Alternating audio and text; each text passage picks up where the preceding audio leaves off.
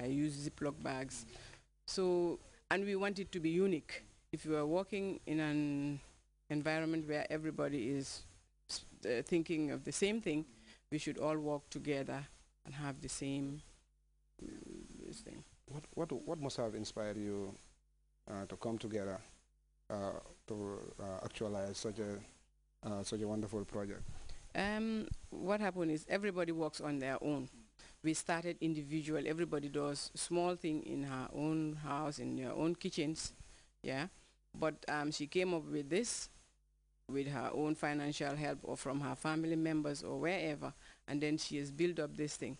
So we thought it's best to come and work with her so that anybody who is about to help us will know, will tell the person where we want improved, how we want it improved, until we get a bigger space for everybody, not only 5 of us, and more people to work on this, because we said food processing, and everybody is concerned about food. Like already the Gambia has food problems. We are hearing of food shortages in the CRR, URR, and other places.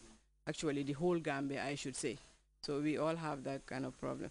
So with food processing, it should be, if there is no food, what can we process? We cannot process anything. So that's why we are appealing for help to be able to buy the raw material itself, to be able to improve, because if they see this, they'll know there is room for improvement in areas. So we need those kind of improvements and then other inputs. Because if we think there are other people with the hygienic things to come along, improve this, do that, because you can see we have already, she has 2 solar dryers. Maybe we need more solar dryers. Instead of drying outside with the groundnuts you've seen, it's outside, maybe we need it in an enclosed area or whatever.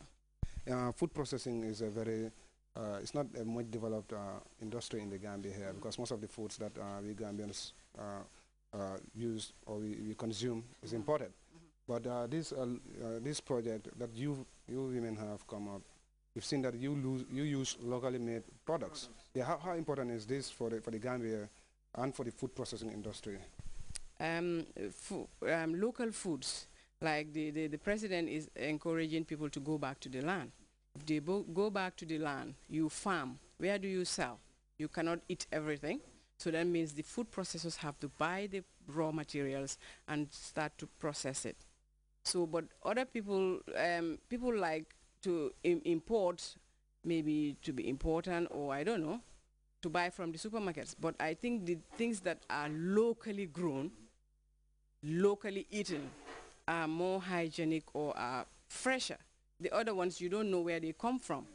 Like if start with the juice, you go and buy these juices, the small ones. Here, Jal, we have the wanjo.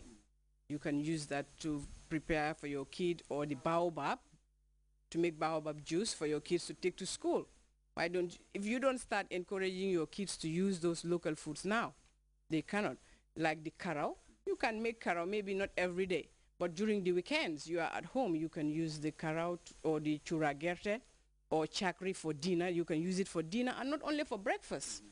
But people don't like to use the local foods.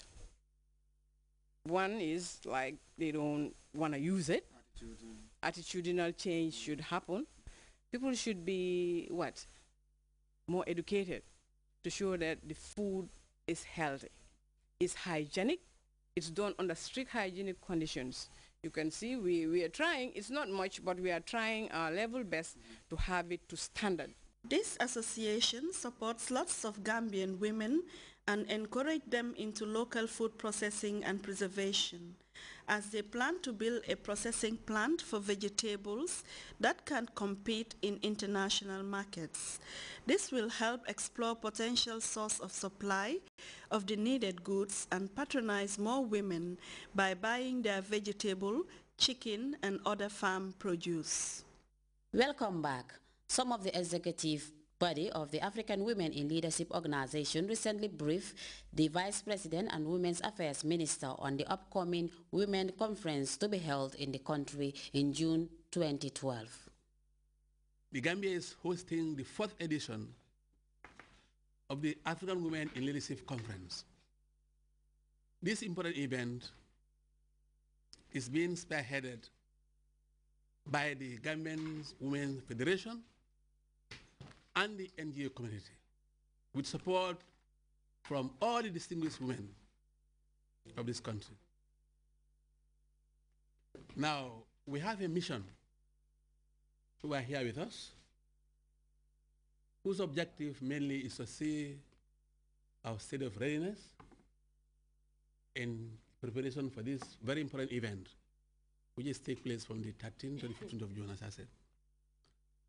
So the press is called purposely to be told what the whole event entails as part of a mechanism to create awareness for the event.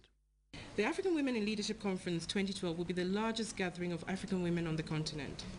It's a 3-day event that brings together women leaders from diverse backgrounds across the region to interact, to dialogue and discuss relevant issues aimed at empowering women to develop their leadership capability towards greater national and self-development.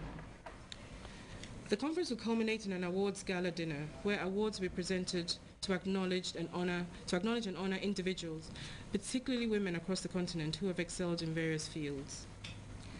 The 2012 African Women in Leadership Conference will be the 4th annual conference to be held. The maiden event was held in 2009 in Accra, Ghana, the 2nd annual event in 2010 in Abuja, Nigeria, and the most recent 2011 edition was held back in Accra, Ghana. Now, the theme for this year's conference is African Women Empowering for Impact. The conference will be delivered in technical partnership with the United Nations Economic Commission for Africa, and the discussions will focus on areas of politics, education, finance, legislature, health, science, technology and innovation, and also looking at the emotional, spiritual well-being as they affect and impact the leadership of women in Africa in all spheres of life. The objective of the African Women in Leadership Conference are as follows. They're to foster an alliance amongst African women in leadership positions, to challenge African women to aspire to take up leadership positions in their respective countries, to create awareness for women in leadership positions for proper conduct in office, to create a platform for unity, solidarity, cohesion, dialogue and networking amongst members for self-development, to influence and improve the access to legal, political, economic, educational, health services, all aimed at advancing the status of women on the continent. And finally, to promote the respect for human rights and fundamental freedoms for women on the continent.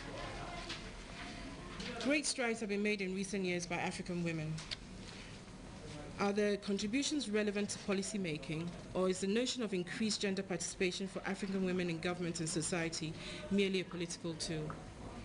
In spite of the increasing numbers of women in politics and government, the exclusion of African women from key policy-making processes in Africa and at the world stage represents a major obstacle to sustainable socio-economic and political development in Africa.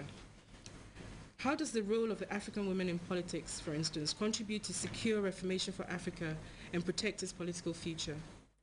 What strategies do African women in politics apply for impact? These are some of the questions that the conference would answer at the end of the gathering of what we see is going to be one of the biggest gathering of African women on the continent.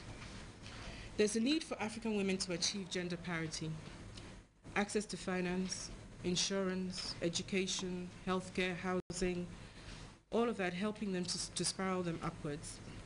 There has to be a focus on finding a good approach to solving the incapacitation of the poor women in the rural and disadvantaged areas of Africa to move them out of poverty.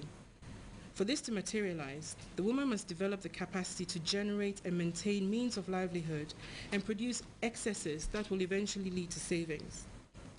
The African Women in Leadership Organization makes this a focus for its activities and for its projects as well, and these are all areas that will also be discussed at the conference. The conference will have at its core all facets of well-being for the African woman, and for the first time introduces sessions that address her spiritual, mental, physical, and emotional well-being. Other sessions will explore the woman in the African context, where the challenge can be two-pronged: cultural environment and conditioning of the African child, superimposed on characteristics and expectations of being a strong African leader.